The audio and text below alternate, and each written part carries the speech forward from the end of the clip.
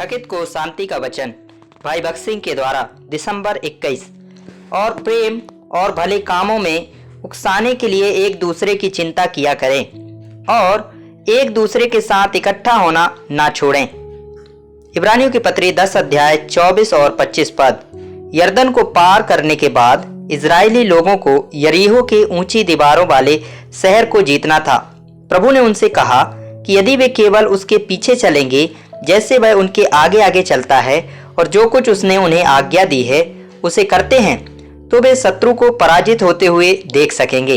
परमेश्वर ने इजरायलियों को इतने स्पष्ट रूप से सूचित किया कि वे पहले उस रास्ते से नहीं गए थे और वे उस ज्ञान पर निर्भर नहीं रह सकते थे जो उन्होंने मिस्र में प्राप्त किया था, या उनके किसी अन्य पिछले अनुभव पर। केवल प्रभु ही उस मार्ग को जानते थे और वही उनका नेतृत्व कर सकते थे। उन्हें बस उसका अनुसरण करना था।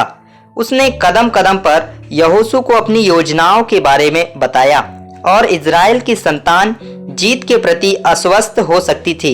जब उन्होंने स्पष्ट रूप से प्रकट की गई योजना का पालन किया, यहोवा ने उन्हें उनके और बाचा के संदूक के बीच एक दूरी रखने के लिए कहा। यहोशू की किताब 3 अध्याय 4 पद। इसका कारण यह था कि वे उस पर अपनी दृष्टि रख सकते थे और उसके पीछे पीछे चल सकते थे।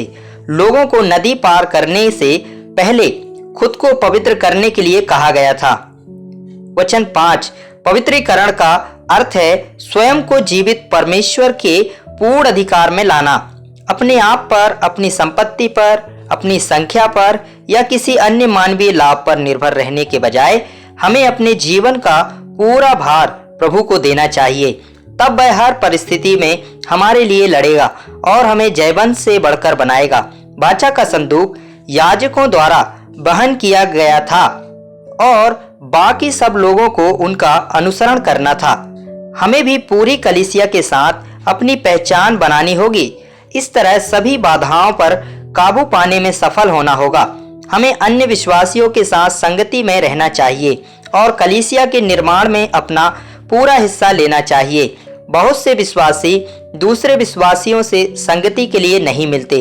वे सिर्फ अच्छा संगीत और अच्छे संदेश सुनकर ही संतुष्ट हो जाते हैं, लेकिन वे उस संगति के मूल्य को नहीं जानते हैं जो हमारे पास में है। जब हम आराधना के लिए या प्रार्थना के लिए या उसके वचन के अध्ययन के लिए एक साथ मिलते हैं, रेडियो, टीवी या अच्छी पुस्तकों और पत्रिकाओं के संदेशों के माध्यम से यह सोचकर संगति से दूर ना रहें कि आपको पूर्ण आशीषें प्राप्त होगी। इस तरह आप केवल कमजोर और शक्तिहीन ही रहेंगे। हमारी सामर्थ्य और विकास एक दूसरे के साथ हमारी संगति पर निर्भर करते हैं।